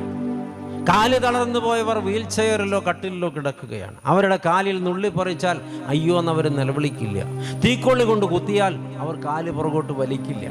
സേഫ്റ്റി പിൻ കൊണ്ട് കുത്തിയാൽ എനിക്ക് നൊന്തു എന്ന് അവർ പറയില്ല. എന്താ കാരണം? ആ കാലുകൾക്ക് ജീവനില്ല. ആമേൻ. അതുകൊണ്ട് അവർ വേദനകൾ അറിയുന്നില്ല. പ്രിയപ്പെട്ടവരെ, കൈ തളർന്നാൽ അങ്ങനെയാ, ശരീരം തളർന്നാൽ അങ്ങനെയാ. ഇനി ശരിക്കും തെളിച്ചങ്ങട്ട് പറഞ്ഞാൽ, ഒരാൾ മരിച്ചു കഴിഞ്ഞാൽ പിന്നെ ആ ശരീരത്തിന് വേദനയില്ല. ചില ആളുകളുടെയൊക്കെ മരണത്തിന്റെ കാരണം എന്തെന്നറിയുവാൻ അവരെ പോസ്റ്റ്മോർട്ടം ചെയ്യണമെന്ന നിയമം പറയുന്നു. ഈ പോസ്റ്റ്മോർട്ടം നിങ്ങൾ ആരെങ്കിലും നേരിൽ കണ്ടിട്ടുണ്ടാകുമോ? ഞാൻ ചില പോസ്റ്റ്മോർട്ടങ്ങൾ നേരിൽ കണ്ടിട്ടുള്ളയാളാണ്. അങ്ങനെ കാണുമ്പോഴാണ് നമുക്ക് അത്ഭുതം തോന്നുന്നത്. ഈ കിടക്കുന്നയാളുടെ നെറ്റിത്തടത്തിൽ ഉളി പോലുള്ള സാധനം കൊണ്ടൊരു വര വരച്ച് ഈ തോല് രണ്ടു വശത്തേക്കും തുറന്നു വെച്ചിട്ട് രണ്ട് സൈഡിലും കൊട്ടുപടി പോലുള്ള സാധനം കൊണ്ട് രണ്ട് തട്ടും തട്ടി ഈ തൊപ്പി തുറക്കും പോലെ ഈ പ്രിയപ്പെട്ടവരെ ഈ മോൾ മൂടി തുറന്നു വെച്ചിട്ട് തലച്ചോറിൽ പരിശോധിച്ച് ചില ഭാഗങ്ങളൊക്കെ അവർ മുറിച്ചെടുക്കും. ഇന്ന് വരെ ഞാൻ കണ്ട ഒരു പോസ്റ്റ്മോർട്ടത്തിലും ഈ കിടക്കുന്നയാള് എനിക്ക് വേദനിക്കുന്നു, നെറ്റിക്കിട്ട് അടിക്കില്ല എന്ന് പറഞ്ഞിട്ടില്ല. കാരണം വേദന അറിയാത്തതുകൊണ്ടാണ്. നെഞ്ചുകൂട് കോടാലി പോലുള്ളൊരു സാധനം കൊണ്ട് വെട്ടിക്കീറും പ്രിയപ്പെട്ടവര്, എന്നിട്ട് വീണ്ടും തുന്നിക്കെട്ടുന്നതാണ്. പക്ഷേ ആ ആളുടെ നെഞ്ചുകൂട് വെട്ടിക്കീറിയപ്പോൾ അയാൾ പറഞ്ഞില്ല എനിക്ക് നോവുന്നുവെന്ന്. കാരണം ജീവനില്ല. ജീവനുള്ള ശരീരമാണോ? വേദന ഉണ്ടാവും, ഉറപ്പാ. ജീവനില്ലാത്ത ശരീരത്തിൽ വേദന ഉണ്ടാകില്ല, അതും ഉറപ്പാ. അപ്പൊ നിങ്ങൾക്കൊക്കെ എവിടെയെങ്കിലുമൊക്കെ വേദനിക്കുന്നുണ്ടെങ്കിൽ അതിൻ്റെ അർത്ഥം നിങ്ങൾക്ക് ഇപ്പോഴും ജീവനുണ്ടെന്നാണ്. വേദനകളെല്ലാം മാറണമെന്നാണ് നിങ്ങൾ പറയുന്നതെങ്കിൽ മരിക്കണമെന്നാണ് നിങ്ങൾ പറയുന്നതിൻ്റെ അർത്ഥം. ജഡത്തിൽ വസിക്കുന്ന ഏത് മനുഷ്യനും ജഡത്തിൽ വസിക്കും കാലം വേദനയുണ്ടാകും. ഹല്ലേലൂയ. അതൊരു പോസിറ്റീവ് സിംറ്റമാണ്. അങ്ങനെ അതിനെ വായിച്ചെടുക്കണം. എന്നാൽ ഇവിടെ പലർക്കും അതിനാകുന്നില്ല. ശരീരത്തിൻ്റെ വേദന മാറണമെങ്കിൽ മനസ്സിൻ്റെ വേദന മാറണം. എന്താ കാരണമെന്നല്ലേ? എല്ലാ വേദനകളും ഒരു വികാരമാണ്, മനസ്സിൻ്റെ തീരുമാനമാണത്. മനസ്സ് മരവിച്ചു പോയ ചിലർ ഒന്നും അറിയുന്നില്ല. മനസ്സിൽ ഭയങ്കരമായി വേദനിക്കുന്ന ചിലർ ശരീരത്തിൽ ഇല്ലാത്ത വേദനകളൊക്കെ ഉള്ളതായി അനുഭവിക്കുന്നു. സത്യത്തിൽ അത് മനഃശാസ്ത്രപരമായൊരു ഡിഫക്റ്റാണ്. മനസ്സിൻ്റെ സുഖപ്പെടലാണ് ഒരാളുടെ ശരിയായ സുഖപ്പെടൽ.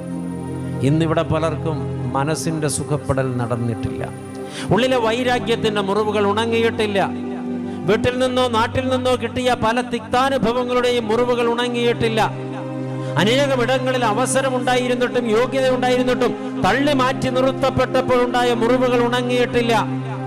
ഒരിക്കലും ചെയ്യാത്ത തെറ്റ് തന്റെ മേൽ ആരോപിച്ച് തന്നെ കള്ളനും ദൂഷിയുമാക്കി തീർത്തതിന്റെ നൊമ്പരം, അതുമൂലമുണ്ടായ അപമാന ഭാരത്തിലെ മുറിവുകൾ ഉണങ്ങിയിട്ടില്ല.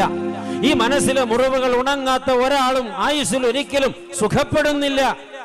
ഭർത്താവ് തന്ന മുറിവുകൾ ഉണങ്ങാതെ ഭർത്താവിനെ സ്നേഹിക്കാൻ കഴിയാത്ത ഒരു സ്ത്രീയും ഒരു ഭാര്യയും ഒരിക്കലും സുഖപ്പെടുന്നില്ല. ഭാര്യ തന്ന മുറിവുകൾ ഉണങ്ങാതെ, ഭാര്യയെ സ്നേഹിക്കാൻ കഴിയാത്ത ഒരു പുരുഷനും ഒരിക്കലും സുഖപ്പെടുന്നില്ല. മാതാപിതാക്കൾ തന്ന മുറിവുകൾ ഉണക്കി അവരോട് ക്ഷമിക്കാൻ കഴിയാത്ത മക്കളാരും ഒരിക്കലും സുഖപ്പെടുന്നില്ല.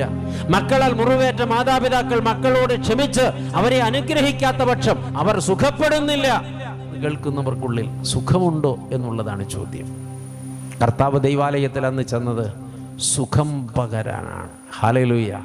ഞാനാകുന്ന ദൈവാലയത്തിൽ യേശു ഉണ്ടെങ്കിൽ എൻ്റെ ഉള്ളത്തിൽ സുഖമുണ്ടാകും, എൻ്റെ ജീവിതത്തിന് സുഖമുണ്ടാകും, എൻ്റെ ജീവിതം ആനന്ദകരമായി തീരും.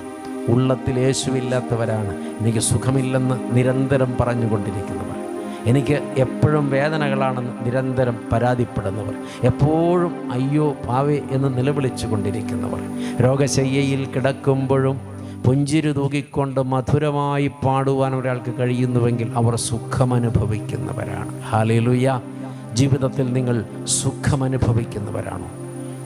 ആണെങ്കിൽ ക്രിസ്തു നിങ്ങളുടെ ഉള്ളിലുണ്ട്. നിങ്ങൾ സാക്ഷാൽ ദൈവാലയങ്ങളാണ്. നാലാമത് യേശു ദൈവാലയത്തിൽ പോയ സംഭവം യോഹന്നാൻ എഴുതിയ രക്ഷാസുവിശേഷം 7-ാം അധ്യായത്തിൻ്റെ 10-ാമത്തെ വാക്യത്തിലും 37-38 വാക്യങ്ങളിലും 8-ാം അധ്യായത്തിൻ്റെ 12 വാക്യങ്ങളിലുമൊക്കെ ഇങ്ങനെ പരന്ന് കിടക്കുകയാണ്. ഇവിടെ പ്രിയപ്പെട്ടവരെ, കർത്താവ് വളരെ വ്യക്തമായി സംസാരിക്കുകയാണ്. അവൻ്റെ സഹോദരന്മാർ പെരുന്നാളിന് പോയ ശേഷം അവനും പരസ്യമായിട്ടല്ല, രഹസ്യത്തിലെന്ന പോലെ പെരുന്നാളിന് പോയി. ഇത് കൂടാരപ്പെരുന്നാളിന് യേശു ദൈവാലയത്തിൽ പോയ സംഭവമാണ് യോഹന്നാൻ 7-8 അധ്യായങ്ങളിൽ വരച്ചു വെച്ചിട്ടുള്ളത്. അന്ന് കർത്താവ് ദൈവാലയത്തിൽ ചെന്നിട്ട് 2 പ്രസംഗങ്ങൾ പറഞ്ഞതായി രേഖപ്പെടുത്തുന്നു. 1 പെരുന്നാളിൻ്റെ അവസാന ദിവസം, 2 പെരുന്നാൾ കഴിഞ്ഞതിൻ്റെ പിറ്റേ ദിവസം.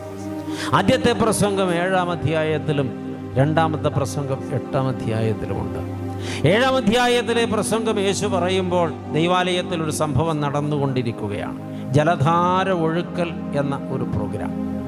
യെരുശലേം ദേവാലയത്തിൽ കൂടാരപ്പെരുന്നാളിന് മുടങ്ങാതെ ചെയ്തിരുന്ന ഒരു സംഗതിയാണ് ഈ ജലധാര ഒഴുക്കൽ. ദൈവാലയത്തിൻ്റെ താഴ്വരയിലാണ് ശീലാഹാംകുളമുള്ളത്.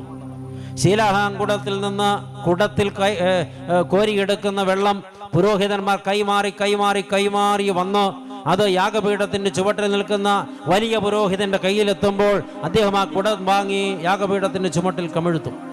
എന്നിട്ട് കാലിക്കുടം അപ്പുറത്ത് നിൽക്കുന്ന പുരോഹിതൻ്റെ കയ്യിലേക്ക് കൊടുക്കും. ആ കുടം കൈമാറി ശീലാഹാമിലേക്ക് പോകും. 2 നിരകളായി പുരോഹിതന്മാരിങ്ങനെ നിരന്നു നിൽക്കുകയാണ്. പ്രിയപ്പെട്ടവരെ, തൊട്ട് പിന്നാലെ അടുത്ത കുടം വരും. ആ കുടവും വെള്ളം കമിഴ്ത്തിയിട്ട് തിരികെ പോകും. ഇങ്ങനെ നിരന്തരമായി കുടത്തിലെ വെള്ളം ഒഴിക്കുന്നത് കൊണ്ട് ദൈവാലയം നിറഞ്ഞ് വെള്ളം ഇങ്ങനെ ഒഴുകിക്കൊണ്ടിരിക്കുകയാണ്. ജലധാര ഒഴുക്കൽ. ഇസ്രയേൽ ജനം മരുഭൂപ്രയാണത്തിലായിരുന്നപ്പോൾ ദാഹജലം കിട്ടാതെ അലഞ്ഞ് കരഞ്ഞ് നിലവിളിച്ചപ്പോൾ ആളിക്കത്തുന്ന തീക്കൽപ്പാറയുടെ മാറുപിളർന്ന ഐസ് പോലെ തണുത്ത വെള്ളം ഊറ്റിക്കൊടുത്ത സർവശക്തനായ ദൈവം മരുഭൂമിയിൽ ചെയ്ത അത്ഭുതത്തെ ഓർത്തവൻ ആരാധന കരേറ്റുവാൻ ഇസ്രയേൽ ജനം ഈ നദി ഒഴുക്കുകയാണ്. സിംബോളിക്കായി ദൈവാലയത്തിനകത്തുകൂടെ ദൈവം തമ്പുരാനാണ് ഈ നദിയായി ഒഴുകുന്നതെന്നവർ വിശ്വസിക്കുന്നു. അത് കണ്ടുകൊണ്ട് നിന്നിട്ടാണ് യേശു പ്രസംഗിക്കുന്നത്. ദാഹിക്കുന്നവരേവരും എൻ്റെ അടുക്കൽ വന്ന് കുടിക്കട്ടെ. എന്നിൽ വിശ്വസിക്കുന്നവൻ്റെ ഉള്ളിൽ നിന്ന് തിരുവെഴുത്ത് പറയുന്നത് പോലെ ജീവജലത്തിൻ്റെ നദികൾ ഒഴുകുമെന്ന്. അന്ന് മരുഭൂമിയിൽ നിങ്ങളുടെ പൂർവ്വപിതാക്കന്മാർ കുടിച്ച ആ വെള്ളം, പിളർക്കപ്പെട്ട പാറയിൽ നിന്നൊഴുകിയ വെള്ളം, അന്ന് പിളർക്കപ്പെട്ട പാറ ഞാനായിരുന്നു എന്ന് യേശു വ്യാഖ്യാനിക്കുകയാണ് ഇവിടെ. അത് അപ്പോസ്തലനായ പൗലോസും വ്യാഖ്യാനിച്ച് രേഖപ്പെടുത്തിയിട്ടുണ്ട്. കൊരിന്ത്യർക്കുള്ള 1-ാം ലേഖനം 10-ാം അധ്യായം അദ്ദേഹം എഴുതി തുടങ്ങുന്നത് ഇങ്ങനെയാണ്: പ്രിയമുള്ളവരെ, നമ്മുടെ പിതാക്കന്മാരെല്ലാവരും മേഘത്തിന് കീഴിൽ നടന്നു, എല്ലാവരും സമുദ്രത്തിലൂടെ കടന്നു, എല്ലാവരും മേഘത്തിലും സമുദ്രത്തിലും മാമോദീസയേറ്റ് മോശയോട് ചേർന്നു. അവരെല്ലാവരും മരുഭൂപ്രയാണകാലത്ത് ഒരേ ആഹാരം തിന്നു, സ്വർഗത്തിൽ നിന്ന് വർഷിപ്പിക്കപ്പെട്ട മന്ന. അവരെല്ലാവരും ഒരേ പാനീയം കുടിച്ചു. ആമേൻ. അവരെ അനുഗമിച്ച പാറയിൽ നിന്നല്ലോ അവർ കുടിച്ചത്. ആ പാറ ക്രിസ്തുവായിരുന്നു എന്ന് അടിവരയിട്ട് അപ്പോസ്തലനായ പൗലോസ് എഴുതി വെക്കുമ്പോൾ, പ്രിയപ്പെട്ടവരെ, അന്ന് പിളർക്കപ്പെട്ട പാറ സാക്ഷാൽ യേശു ക്രിസ്തുവാണെന്ന്, അത് കാൽവരിയിൽ പിളർക്കപ്പെടേണ്ട പാറയുടെ മുൻകുറിയായിരുന്നുവെന്ന്, ആ പാറയാണ് ഈ നിൽക്കുന്നതാണെന്ന്, തന്നിൽ നിന്നാണ് ജീവജലനദി ഒഴുകുന്നതെന്ന്, അത് പാനം ചെയ്യുന്നവരാണ് ദാഹം ശമിപ്പിക്കുന്നവരെന്ന് യേശു പ്രസംഗിച്ചതാണ് ഈ 7-ാം അധ്യായത്തിൽ ഏറ്റവും ഹൈലൈറ്റായി നമ്മൾ കാണുന്നത്. അന്നവൻ ദൈവാലയത്തിൽ ചെന്നത് താൻ സാക്ഷാൽ ജീവജലത്തിന്റെ നീരുറവയാണെന്ന് ലോകത്തോട് വിളംബരം ചെയ്യാനായിരുന്നു, ലോകത്തിന്റെ ദാഹം ശമിപ്പിക്കാനായിരുന്നു. പെരുന്നാളിന്റെ പിറ്റേന്നാളിൽ അവൻ വീണ്ടും ദൈവാലയത്തിൽ ചെന്നു. അപ്പോൾ അവിടെ ഈ കൂടാര പെരുന്നാളിന് 2 കാര്യമാണ് യഹൂദർ ചെയ്യുന്നത്. ഒന്ന്, ഈ ജലധാര ഒഴുക്ക്. രണ്ടാമതൊരു കാര്യമുണ്ട്, പ്രാകാരത്തിൽ വലിയ വെളിച്ചം കത്തിച്ചു വയ്ക്കും, തീവട്ടി പോലുള്ള പന്തം. അത് പെരുന്നാളിന്റെ മുഴുവൻ ദിവസങ്ങളിലും ആളി കത്തിക്കൊണ്ടിരിക്കും. കിടാവിളക്ക് കത്തിക്കുകയാണ്. ദൈവാലയം മുഴുവൻ പ്രകാശപൂരത്തിൽ നിറയും. അതിന്റെ കാരണം എന്താ? മരുഭൂപ്രയാണ കാലത്ത് പകൽ മേഘസ്തംഭമായും രാത്രി അഗ്നിത്തൂണായും തങ്ങളുടെ മധ്യത്തിൽ വെളിച്ചവും ചൂടും ജീവനും പകർന്ന് കത്തി നിന്ന ദൈവം പ്രകാശമായി തങ്ങളിൽ ഇന്നും വസിക്കുന്നുവെന്ന് അടയാളപ്പെടുത്തുവാനാണ് ഈ ദീപം കത്തിക്കുന്നത്. അത് കണ്ടുകൊണ്ട് നിന്നിട്ടാണ് യേശു ലോകത്തോട് വിളിച്ചു പറഞ്ഞത്, ഞാൻ ലോകത്തിന്റെ വെളിച്ചമാകുന്നു എന്ന്.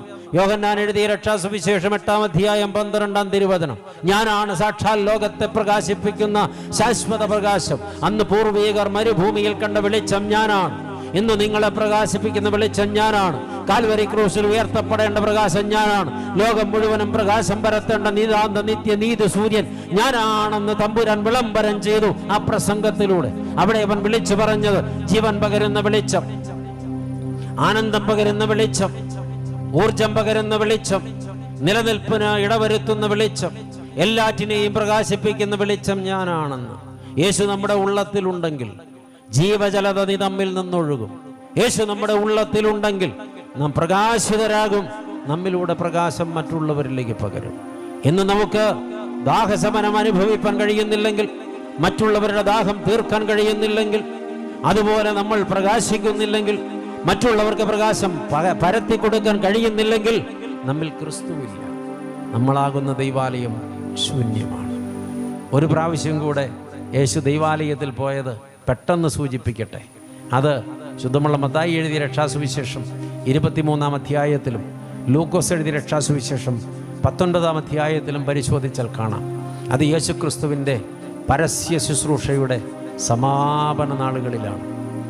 തൻ്റെ പീഡാനുഭവത്തിന് തൊട്ടു മുമ്പുള്ള ദിവസങ്ങളിൽ അവൻ രാജകീയ ജൈത്രയാത്ര നടത്തി രാജാതിരാജനായി സമാധാനത്തിൻ്റെ രാജാവായി ദൈവാലയത്തിലേക്ക് പ്രവേശിച്ചു.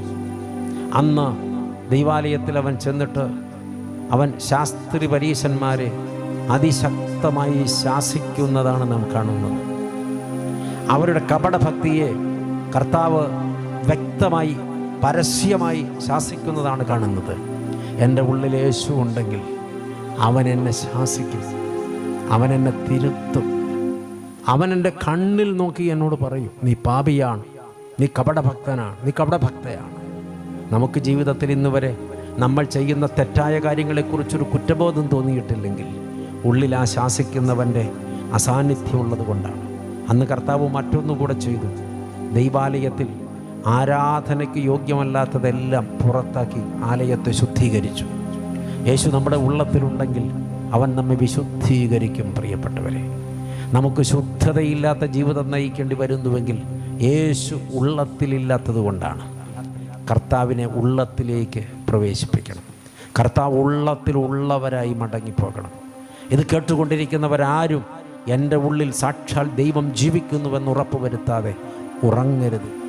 നമ്മുടെ ജീവിതം കരുതലോടെ നയിക്കാം. കർത്താവേ, നീ പണിത ദൈവാലയമാണ് ഞാൻ. എൻ്റെ ഉള്ളിലാണ് നീ വാസം കൊള്ളേണ്ടത്. എൻ്റെ അന്തരംഗത്തെ ഞാൻ നിനക്ക് വേണ്ടി തുറന്നു തരുന്നു. എൻ്റെ ഉള്ളിൽ വസിക്കണമേ എന്ന് തമ്പുരാനോട് ഉള്ളുരുകി പ്രാർത്ഥിപ്പാൻ എല്ലാവരും ഒരുങ്ങിയാട്ടെ. പ്രാർത്ഥിക്കാം. ഹല്ലേലൂയ. പരിശുദ്ധനും സ്നേഹവാനുമായ ഞങ്ങളുടെ നല്ല കർത്താവേ, സ്വർഗം തുറന്ന് ഞങ്ങളുടെ മധ്യത്തിൽ ഇറങ്ങി നിന്ന് ഞങ്ങളോട് വ്യക്തമായി ഇടപെട്ടുകൊണ്ടിരുന്നല്ലോ. യെരുശലേമിലെ ദൈവാലയത്തിൽ തമ്പുരാൻ സന്ദർശനം നടത്തിയ ചില സന്ദർഭങ്ങൾ, അപ്പോഴവിടെ സംഭവിച്ച കാര്യങ്ങളും വരച്ചു വെച്ചുകൊണ്ട് നീയാണ് സാക്ഷാൽ ജീവനുള്ള ദൈവാലയം, ദൈവം സ്വന്തം കൈകൊണ്ട് പണിത ദൈവാലയം. നിൻ്റെ ഉള്ളിൽ അവൻ വന്നാൽ ഇതെല്ലാം നിന്നിലും സംഭവിക്കുമെന്ന് ഞങ്ങളെ കേൾപ്പിച്ച കർത്താവേ, ഞങ്ങളിൽ ആനന്ദമുണ്ടാകുവാൻ, സമാധാനമുണ്ടാകുവാൻ, ശാന്തി ഉണ്ടാകുവാൻ, പ്രത്യാശയുണ്ടാകുവാൻ ഞങ്ങളിൽ വന്ന് നിറയണമേ. കർത്താവായ ദൈവമേ, ഞങ്ങളുടെ ഉള്ളത്തിൽ പരിജ്ഞാനമുണ്ടാകുവാൻ, ഞങ്ങൾ നിന്നെ അറിഞ്ഞ് ആരാധിക്കുന്നവരായി തീരുവാൻ ഞങ്ങളിൽ വന്ന് നിറയണമേ. കർത്താവായ ദൈവമേ, ഞങ്ങൾ വാസ്തവമായും സുഖപ്പെടുവാൻ, എന്താണ് യഥാർത്ഥ സൗഖ്യമെന്നത് ഞങ്ങൾ അനുഭവിപ്പാൻ ഞങ്ങളിൽ വന്ന് വസിക്കണമേ. കർത്താവായ ദൈവമേ, ഞങ്ങളിൽ നിന്ന് ജീവജലത്തിൻ്റെ നീരുറവകൾ ഒഴുകുവാൻ, ഞങ്ങളുടെ ദാഹം ശമിക്കുവാൻ, ഞങ്ങൾ പ്രകാശിതരായി തീരുവാൻ ദൈവമേ ഞങ്ങളിൽ വന്ന് വസിക്കണമേ. കർത്താവായ ദൈവമേ, ഞങ്ങളുടെ തെറ്റുകളെ ചൂണ്ടിക്കാണിച്ച് തിരുത്തുവാൻ, ഞങ്ങളെ ശാസിക്കുവാൻ, കർത്താവെ ഞങ്ങളെ ശുദ്ധീകരിക്കുവാൻ ഞങ്ങളിൽ വന്ന് നിറയണമേ, ഞങ്ങളിൽ വസിക്കണമേ. പാദപീഠത്തിലിരുന്ന നിൻ്റെ മക്കളോട് തിരുവചനത്തിലെ ചില മർമ്മങ്ങളെ വ്യക്തമായി വരച്ച് കേൾപ്പിച്ചതുകൊണ്ട് നന്ദിയോടെ സ്തോത്രം. ഈ കേട്ട സന്ദേശം ഞങ്ങളുടെ ജീവിതത്തിൽ വലിയ അനുഗ്രഹത്തിന്, വലിയ പ്രത്യാശയ്ക്ക് മുഖാന്തരമാക്കി തീർക്കണം. താഴ്ത്തി ഏൽപ്പിക്കുന്നു. പ്രാർത്ഥന കേട്ടതുകൊണ്ട് സ്തോത്രം. ഞങ്ങൾ നിനക്കും ഏകജാതനും പരിശുദ്ധാത്മാവിനും സ്തുതിയും സ്തോത്രവും സമർപ്പിക്കുന്നു, ഇപ്പോഴും എപ്പോഴും എന്നേക്കും തന്നെ. ആമേൻ. ദൈവം എല്ലാവരെയും അനുഗ്രഹിക്കും.